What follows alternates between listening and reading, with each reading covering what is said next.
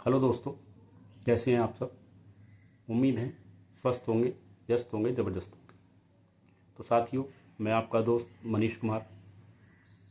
आपके अपने YouTube channel gate solution में हार्दिक स्वागत करता हूं, अभिनंदन करता हूं। तो साथियों, आज हम बात करेंगे जो उत्तराखंड में 2019-20 में प्राइमरी शिक्षक भर्ती आई, उसमें जो गवर्नमेंट ने 70% भर्ती कंप्लीट की है, उसमें जो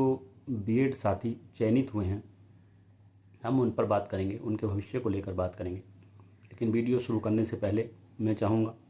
जो भी लोग चैनल पर नए हैं, पहली बार देख रहे हैं, वो चैनल को सब्सक्राइब करें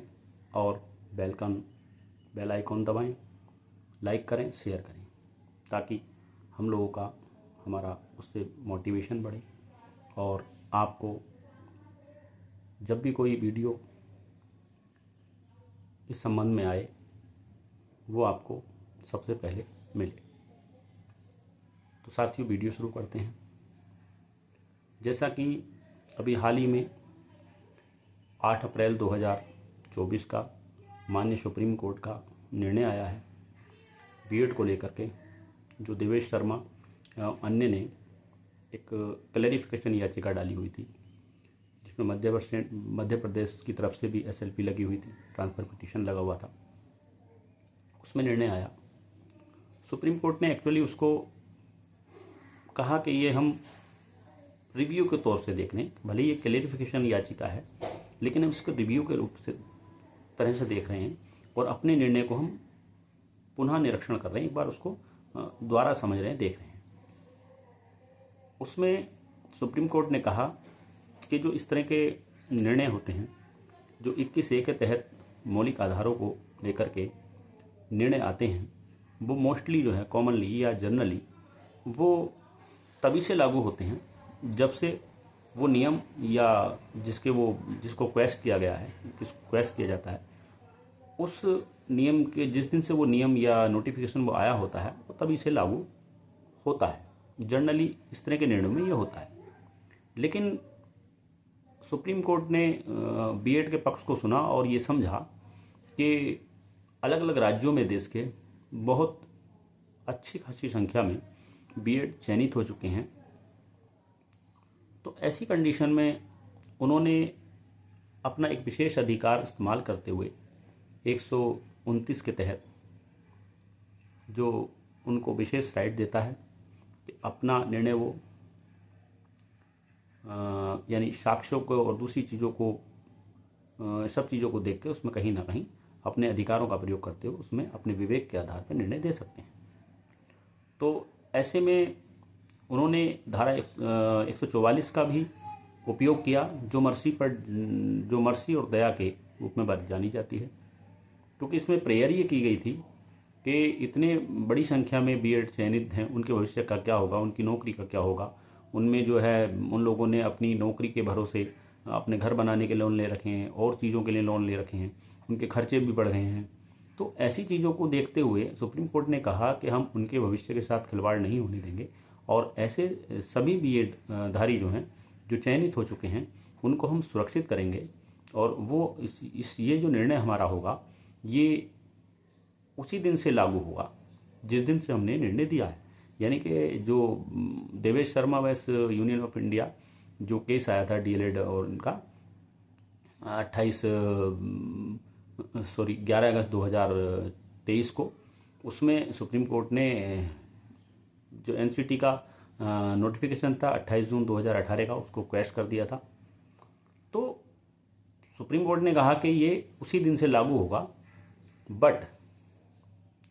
उन्होंने कहा उस दिन से लागू होगा, बट एक बट शब्द लगाया और उन्होंने कहा कि वो ऐसे लोग उसमें सुरक्षित रहेंगे, ऐसे बीएड चयनित सुरक्षित रहेंगे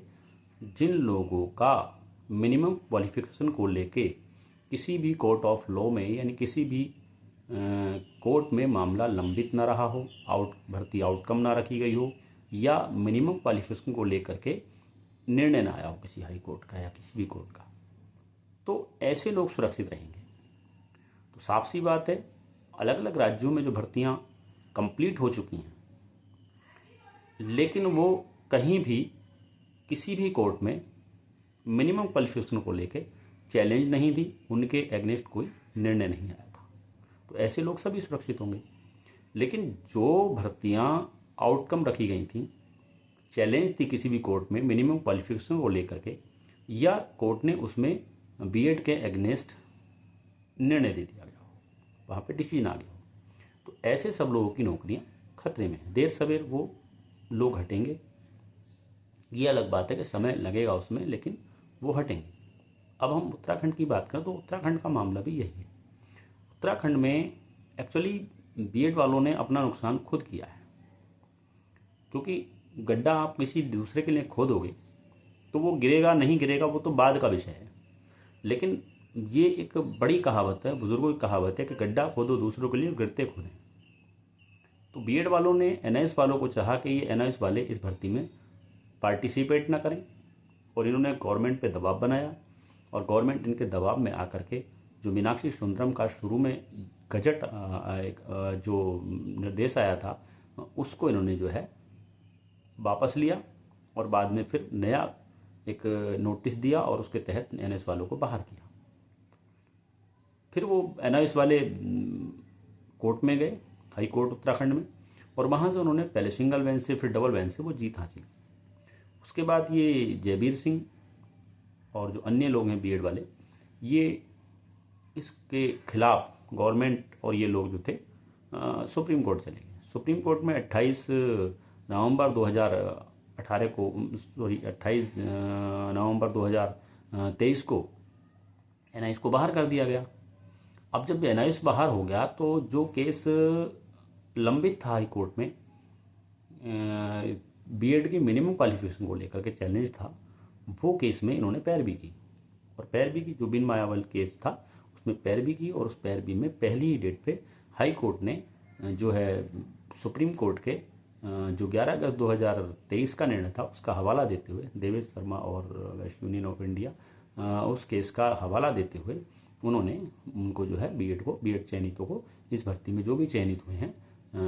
2600 वाली भर्ती में, उनसे उन्हें नियुक्तियों को अवैध करार दिया और उनको हटाने का आदेश दिया। अब ऐसे में देवेश शर्मा ये जो जयवीर सिंह अदर्स हैं, ये लोग जो हाई कोर्ट के उस डिसीजन के खिलाफ याचिका लेकर के सुप्रीम कोर्ट पहुंच जाते हैं। उसका डिसीजन भी 8 अप्रैल को ही आया। 8 अप्रैल को जो गवई सर की बेंच थी उसमें उसकी सुनवाई हुई। सुनवाई होने के बाद बीएड ने अपना पक्ष रखा, लेकिन जो एनआईएस डीएलएड के वकील थे मनदीप कालरा जी, उन्होंने वहाँ पर अपना पक्ष रखा, और वहाँ पर जो है वो याचिका इन लोगों की खारिज हुई। यानी कि स्पष्ट हो गया कि जो हाई कोर्ट का निर्णय है वो बरकरार है, वही मान्य है। सुप्रीम कोर्ट ने उसको सही माना और उसी इनके जो याचिका थी उसको खारिज कर दिया। तो एक तो ये चीज़ हो गई कि आउटकम भर्ती जो है आउटकम थी, चैलेंज थी मिनिमम क्वालिफिकेशन को लेकर के, और वो जो है वहाँ पर सुप्रीम हाई कोर्ट ने उसके खिलाफ एक डिसीजन दे दिया बीएड के खिलाफ, उनको बाहर कर दिया है। दूसरी बात जो मैंने आपको पहले भी बताया, जो 8 अप्रैल 2024 का जो निर्णय आया है सुप्रीम कोर्ट का, उसमें स्पष्ट तौर पे कहा गया है कि ऐसे ही अभ्यर्थी सुरक्षित होंगे जिनकी भर्ती कहीं भी किसी कोर्ट में चैलेंज नहीं थी, मिनिमम क्वालिफिकेशन को लेके आउटकम ना रखी गई हो, या किसी कोर्ट का उनकी मिनिमम क्वालिफिकेशन को लेके निर्णय ना आया हो। तो और साथ ही ये निर्देश दिया है कि जो लोग ऐसे हैं जिनकी भर्ती निर्विवाद पूरी हुई है, जो कहीं किसी कोर्ट में चैलेंज नहीं थी, आउटकम ना रखी गई थी, या डिसीजन उनके एगनेस्ट ना आया हो मिनिमम क्वालिफिकेशन को लेकर के, तो ऐसे लोग सुरक्षित हैं। और बाकायदे उन्होंने जो है राज्य सरकारों को ये निर्देश दिया है कि एनसीटी गाइडलाइन के अनुसार वो 1 साल के अंदर उनको 6 महीने का ब्रिज कोर्स कराएं, ताकि वो मिनिमम क्वालिफिकेशन प्राप्त कर सकें। उन्होंने अपने निर्णय में कहीं नहीं कहा है कि 6 महीने का ब्रिज कोर्स सारे बीएड धारियों को कराया जाएगा या सारे चयनित बीएड धारियों को कराया जाएगा। वो लोग ये निर्णय जो लागू होगा ये दोनों तरह से लागू होगा, ये प्रोस्पेक्टिव भी होगा और रेट्रो स्टेप भी होगा, क्योंकि ये भूतकाल से भी, यानी जिस दिन से नोटिस आया उस दिन से भी लागू होगा। ये उस दिन से लागू उन लोगों के लिए होगा जो भर्तियां विवादित थीं, जो भर्तियां सब्जेक्ट टू आउटकम रखी गई थी, जो भर्तियां चैलेंज थी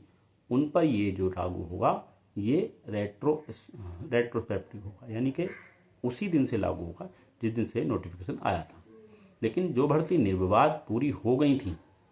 पूरी हो चुकी थी, जिनमें कोई सब्जेक्ट टू आउटकम नहीं रखी गई थी भर्ती, कोई डिसीजन नहीं आया उनकी मिनिमम क्वालिफिकेशन को चैलेंज नहीं किया गया, उन भर्तियों में ये 11 अगस्त 2023 से ही लागू होगा। तो साथियों, मैं ये बताना चाहता हूँ कि बीएड जो साथी हैं वो इस भ्रम में ना रहें कि इस भर्ती में वो बने रहेंगे, वो देर सवेर हटेंगे। और इस कड़ी में कल 15 अप्रैल को जो मध्य प्रदेश वाला केस है उसमें भी एक बड़ा निर्णय कल आने वाला है। देखना ये होगा, क्योंकि दोनों तरफ के जो दोनों पक्ष हैं, डीएलएड पक्ष और बीएड पक्ष, दोनों अपनी अपनी बात को इस 8 अप्रैल के डिसीजन पर जो बात करेंगे वो अपने अपने तरीके से व्याख्या करेंगे। लेकिन देखना ये होगा कि हाई कोर्ट आखिर किस नज़र से देखता है, किस तरह की व्याख्या करता है, कहाँ से उसको देखता है, ये अपने आप में बहुत बड़ी नज़ीर होगी। तो वेट करते हैं 15 जो अप्रैल का निर्णय आने वाला है हाई कोर्ट जो मध्य प्रदेश का, कि वहाँ पे बीएड वालों को राहत मिलती है या बाहर का रास्ता देखने को मिलता है। लेकिन उम्मीद यही है कि वहाँ पे जिस तरह के अब तक के साक्ष्य और जिस तरह की अब तक की बहस और जितनी भी हियरिंग हुई है उनको देखते हुए लगता ही है, क्योंकि अभी जो रिसेंट पिछली हियरिंग थी उसमें हाई कोर्ट ने कहा था कि इस केस में पीछे से अब कुछ सुनने और कहने को नहीं रहा है, हम केवल हाई कोर्ट के निर्णय आने, क्योंकि अभी वो सुप्रीम कोर्ट का निर्णय आया नहीं था उस हियरिंग तक, तो बोले जब तक हमारे हाथ में वो निर्णय नहीं आता तब तक हम डिसीजन नहीं दे रहे, हम उसका वेट कर रहे हैं, जैसे ही वो निर्णय हमारे हाथ में आएगा हम इसमें डिसीजन देंगे। तो मुझे लगता है कि कल 15 अप्रैल 2024 को इसमें एक महत्वपूर्ण निर्णय आने वाला है और जो दूसरे राज्यों पर भी प्रभाव डालेगा। दूसरे राज्य में जो भर्तियाँ सब्जेक्ट टू आउटकम रखी गई या चैलेंज थी उन पर प्रभाव डालेगा। तो साथियों, बस फिर मैं यही कहूँगा कि दूसरे का नुकसान करने से पहले हम ये सोच लें कि उसमें हमारा कितना बड़ा फ़ायदा होने वाला है, क्योंकि दूसरे का नुकसान कितना होगा हमें उससे क्या फ़ायदा होने वाला है।